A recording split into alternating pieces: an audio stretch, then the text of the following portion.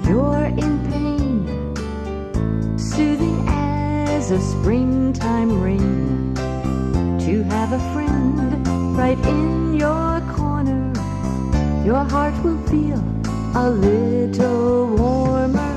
Tender loving care, tender loving care, each warm and friendly touch lets someone know you care so much.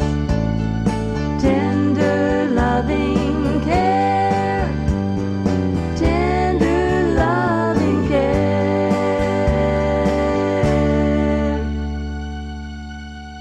Good afternoon. I'm Dr. Greenbrier Almond, and thank you for joining us on our program, Tender Loving Care. Each week on Channel 3, I'm happy to talk about this interface between Christianity and medicine. And tonight I'm going to talk about the Ten Commandments, certainly the foundational law in our nation, but I'm going to do it from a different perspective about what's happening in society and maybe where we are going. And I'm borrowing from an article I cut out. I guess as a doctor, I do these things. As a psychiatrist, I do these things that are a little bit odd. This is an article I cut out of the Record Delta in 2006. And I saved it. And now it's 2015, and we're having our 40th year class reunion in 2016. Graduated Buchanan Upshur High School in 1966. And Bria Hinkle wrote on Buccaneer Beat back in 2006 a little essay, "Where will the class of 2006 be in 10 years?" Well, of course, that's next year for her and her class, and it's 40 years for us and the Buchanan Upshur class of 1966. And I started thinking about that and how I would respond in my own mind, and I wonder how, of course, Bria Hinkle would respond now that she's been out and her class has been out. But I thought she made good points, and I want to reference her and give, of course, the Record Delta kudos for writing, letting students write columns. Wonderful way to get the next generation involved in our community. Bria says that the United States at that time was at war, and she wondered if we would still be at war in 2016. Well, certainly in 2015 we have pulled back in some ways from the battlefield, but we're still at war, aren't we? I mean, we have enemies around us, and we have to spend money on intelligence, studying them. Training still is going on in Iraq. We have sent our soldiers to a war on Ebola, if you want to call it that, to Africa. And of course, we're defending our own borders. And so we're at war in many ways. And so that would be one of the responses to her question, will we still be at war? Another was about college and what kind of struggle will college be?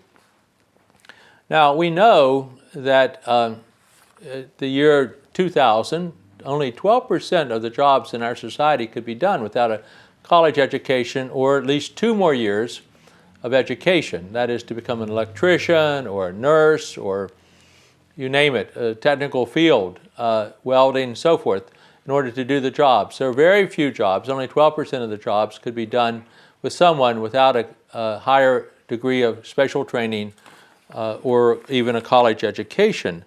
And soon that will be only 6% of the jobs being created in our society. I mean, there are jobs where people can flip hamburgers and do things and be trained within a day or a week or a month to do those jobs, but those are not the type of jobs people usually aspire to. So her question is, will college pose a struggle to us? And she goes back, and Bria says that at the time she was writing this, there was an article called Critical Mass, and it calculated that 63% of high school students in 2006 would start college, which is a high number. That's a good thing. However, she pointed out only 33% would actually complete college. And I don't know if it's improved or not. And that would be a question to find out, of course. But but I do believe that college is a struggle for many people. Financially, it's a struggle. This past year, I heard, at least it registered in my mind, that the student debt now exceeds practically all other debts that we have, even debt for real estate. And so student debt is going up, and that's a big problem for our education of our future students. She goes on, Bria does, and states that there'll be some of her classmates who will not choose college.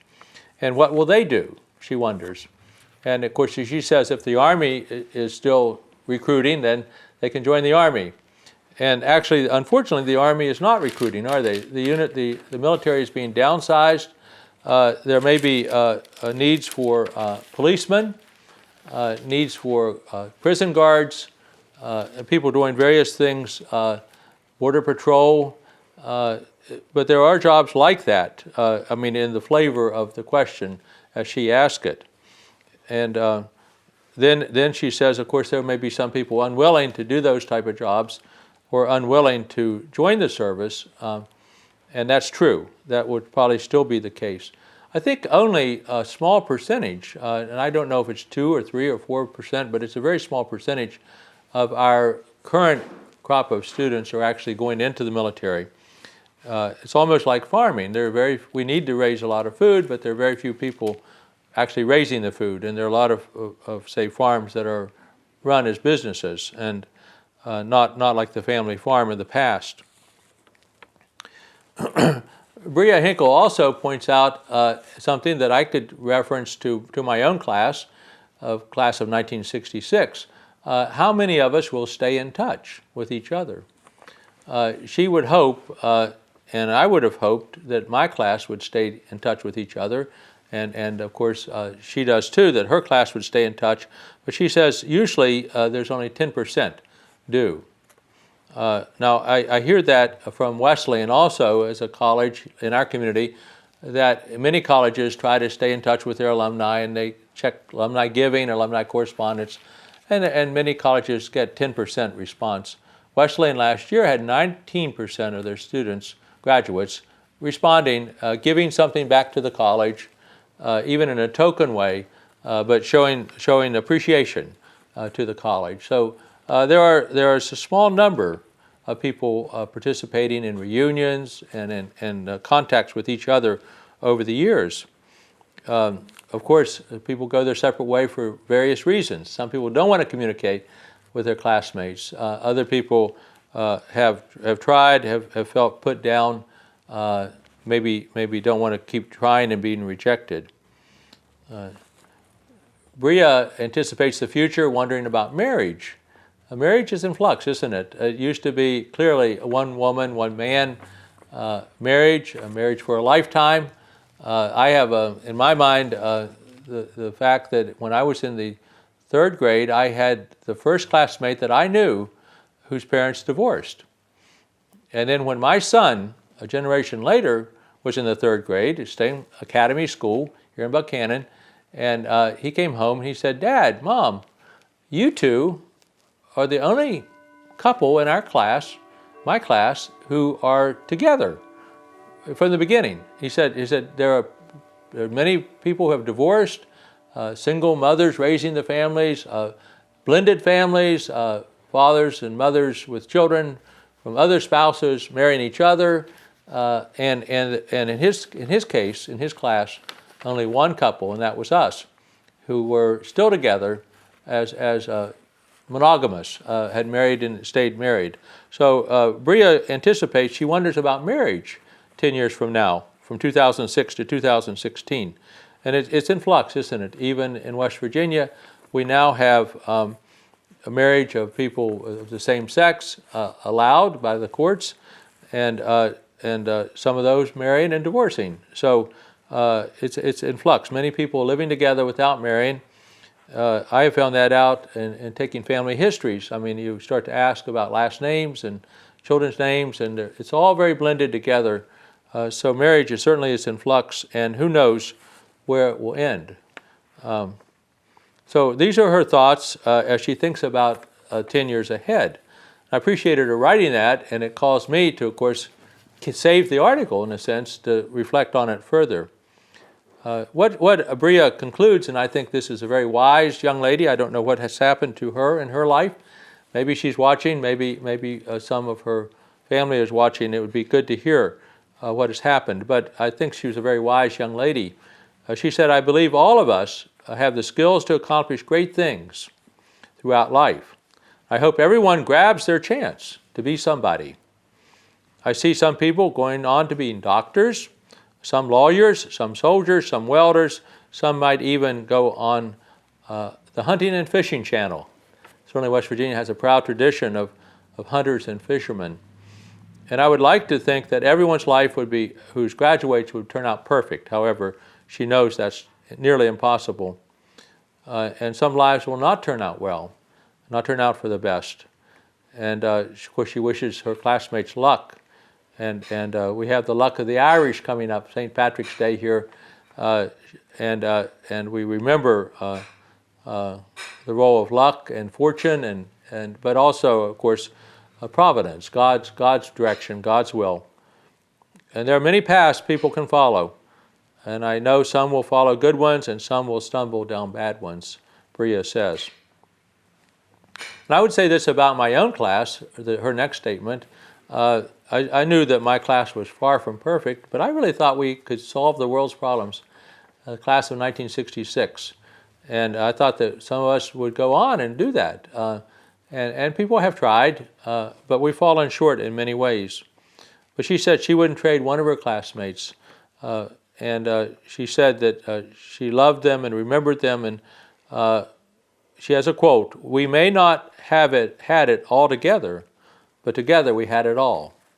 So that's a powerful statement, and I thank Bria Hinkle for writing that and then allowing us to reflect on our classes or the years as they go by.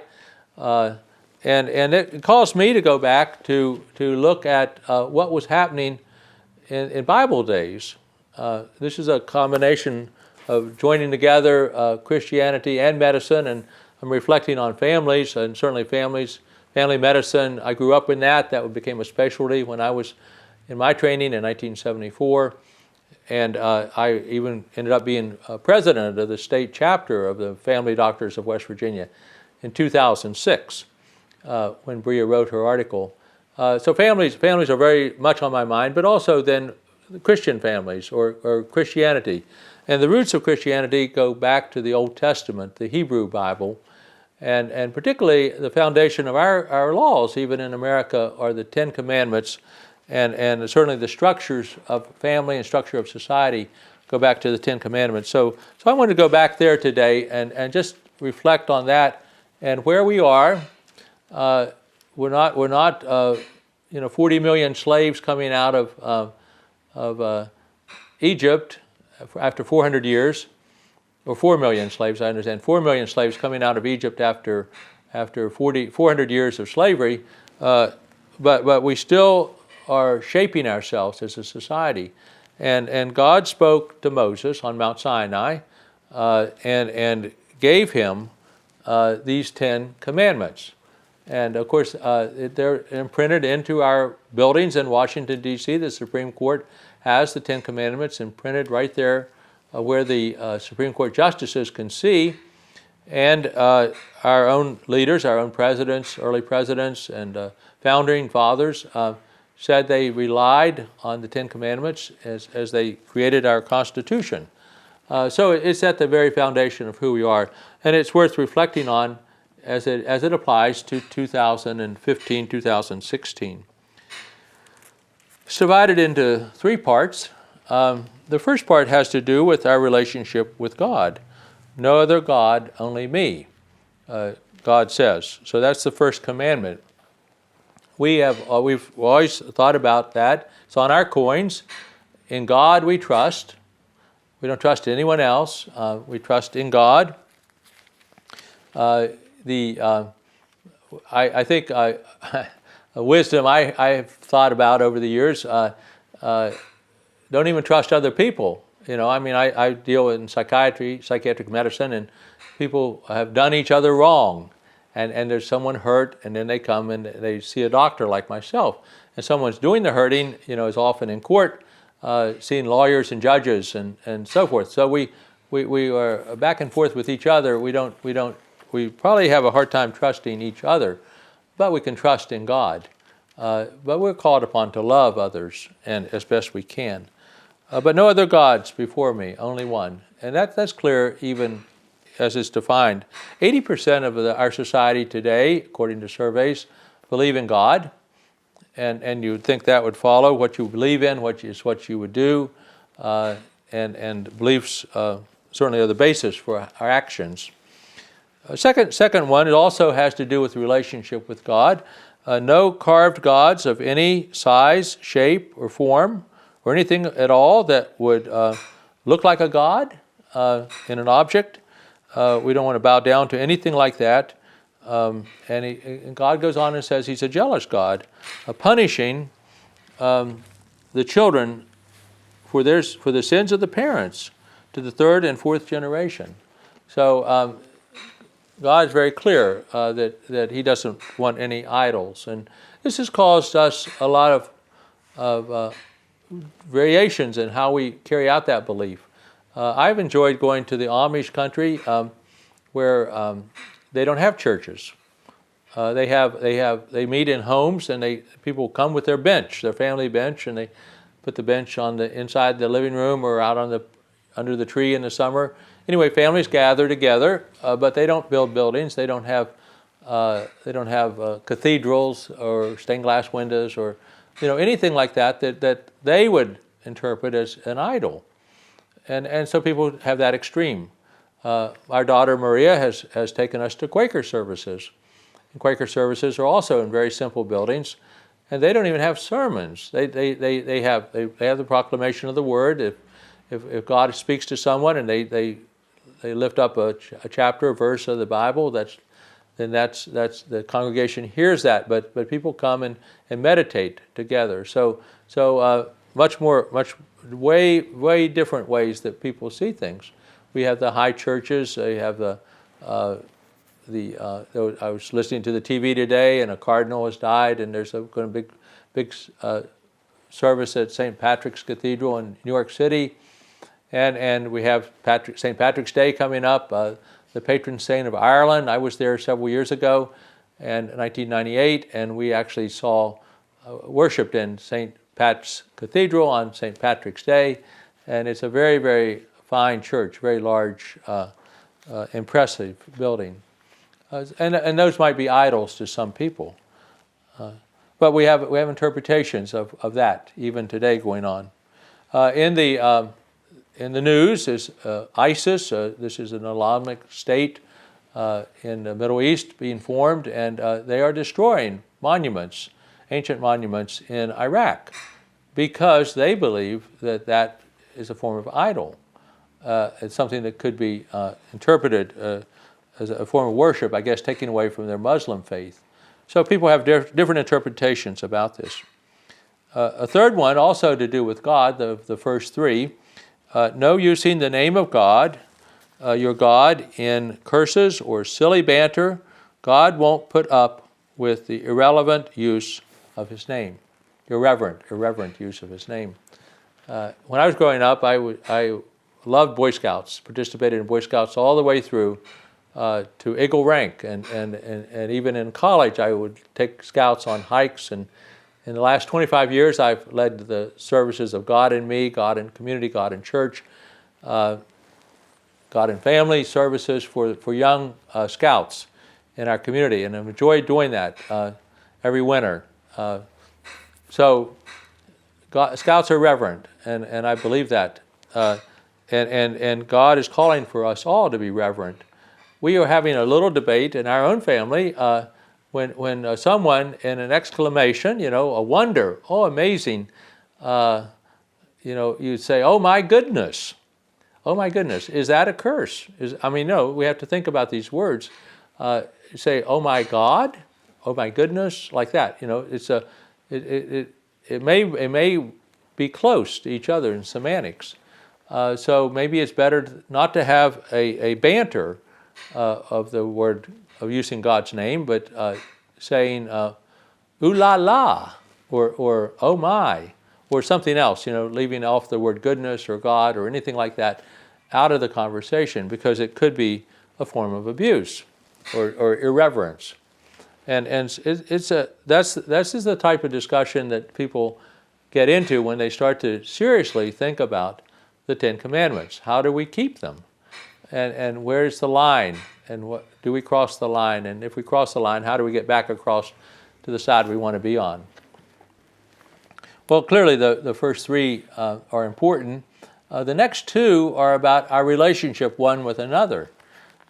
We've talked about our classes, Buckhannon Upshur class 2006 to 2016, or my class 1996 to 2016. And so our relationships are important to us over the years.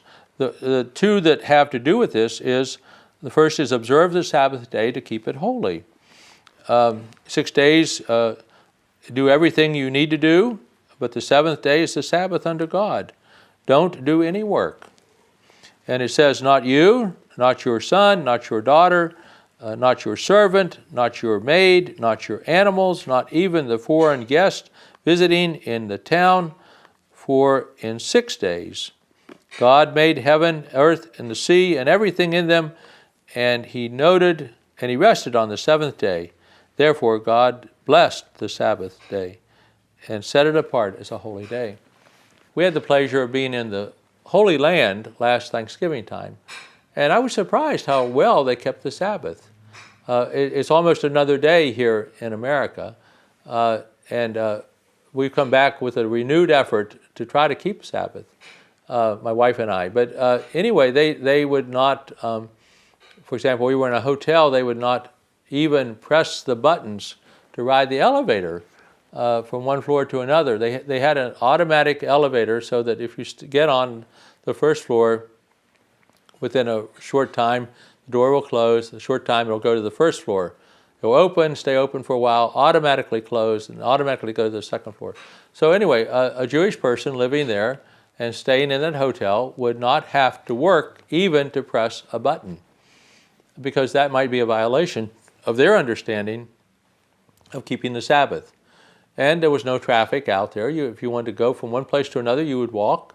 And the Jewish people would only walk so many steps. They would not walk too far, because that would be work. And certainly anyone else in the society was also not working. And so really the only people moving around were us tourists on a Sabbath day, and the bus driver might be a Christian and not a Jewish person, because we didn't keep the Sabbath day, that is on Saturday in their case, the same way that they do. And they even prepare their meals ahead, so that on sundown, when 3 stars appear on Friday night, then that's the Sabbath beginning, and then till the sun sets, 3 stars appear, and then it's the end of Sabbath on Saturday night. They would not do anything, and they endlessly debate where the limitations are. Well, we're not as serious about that in our society, but we could be. I've often thought when we had the blue laws, that meant that the stores stayed closed on Sunday, that the merchants were just as well off, because people would shop 6 days and buy whatever they wanted to buy, and they knew that stores were closed on Sunday, so they didn't plan to buy anything. Now, unfortunately, we have a lot of people who work, forced to work on a Sunday, and that's in order to keep their job, but are they busy? Maybe yes, maybe no. Maybe the shopping that's done could have been done on Saturday or Monday. So there's ways to look at that. It may not have increased our productivity as a nation to do it that way. The other one that has to do with our relationships, my wife and I should say this, we're trying to think about the concept together. We thought, why should my wife cook, or why should I cook on Sunday? So let's eat out. Well, okay, that's a good idea, but there's still people cooking the food at a restaurant. And so, it doesn't sound like it's fair to them. Are we keeping them from keeping the Sabbath? So perhaps the way the Jewish people did it, or the way the old people in West Virginia did it, they would prepare their meals beforehand and they would eat leftovers, cold cuts, whatever they ate on Sunday would be something not cooked by them or anyone else in their household on Sunday. So this idea of not working, and this is a very important rule for the Jewish people too. I think the root of it is that they had been enslaved for 400 years, and a slave cannot decide when to work or not work. A slave has to work when the master says work. So they were actually throwing off slavery and the mindset of being a slave, and so this was a very good and very important rule for them, not to have to work on a Sabbath day to rest. That would be almost impossible for them to do, except God ordered it. The next one is also important, and it's the only of Ten Commandment with a promise. It says, honor your father and your mother so that you'll live a long time in the land that God, your God, is giving you. So honor a father and mother that you live a long time.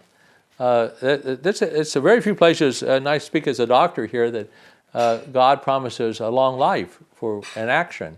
But honoring a father and a mother, there's a promise there. Of course, God doesn't spell out exactly how long it is, but long is long, and it's longer than it would have been without honoring one's father and mother. So I think there's a lot of wisdom to it in a lot of ways. If we honor our mother and father, then we listen to them, we obey them, we tap that wisdom so that people don't make the same mistakes over and over again. And so there's a lot to be said about that. The last five, of course, are rules that I think every policeman, every judge would say are pretty good rules. No murder, no adultery, no stealing, no lies, no lusting after what belongs to the neighbor, no coveting, stealing, or taking from a neighbor, keeping up with the Joneses. And those are all rules of society that, to one degree or another, are necessary to keep society functioning. Well, so the question today has been, where will we be 10 years from now?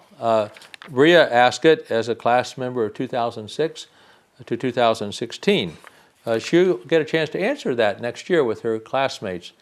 I'm going to get a chance to ask my classmates next year, the class of 1966, where are we 50 years later? It's quite remarkable what has happened. And I think that that those who have stood with the Ten Commandments, the foundation of our country, will have had a good life. There'll be others who didn't have a good life for various reasons. And maybe they tried to obey God's law and they still could not succeed in life. There are circumstances, call it luck, call it misfortune, call it all sorts of things that happen to us along the way. But we'll be finding out next year. Well, until the next time, this is Dr. Greenbrier Allman thanking you for joining us on our program, Tender Loving Care. Special thanks that we can come your way each week and talk about this interface between Christianity and medicine. See you next week. Stories of a West Virginia Doctor, written by Dr. Harold D. Allman. A collection of 55 short stories about his experience as a small-town doctor in central West Virginia. And Tender Loving Care, Stories from a West Virginia Doctor, Volume 2, written by Dr. Greenbrier Allman, using videotapes to write 70 additional stories of his father's very colorful life as a small-town doctor. They can be found for purchase at Amazon.com and most local bookstores. Tune into Channel 3 Buckhannon for Tender Loving Care with Dr. Greenbrier Allman, where he talks about the connection between Christianity and medicine.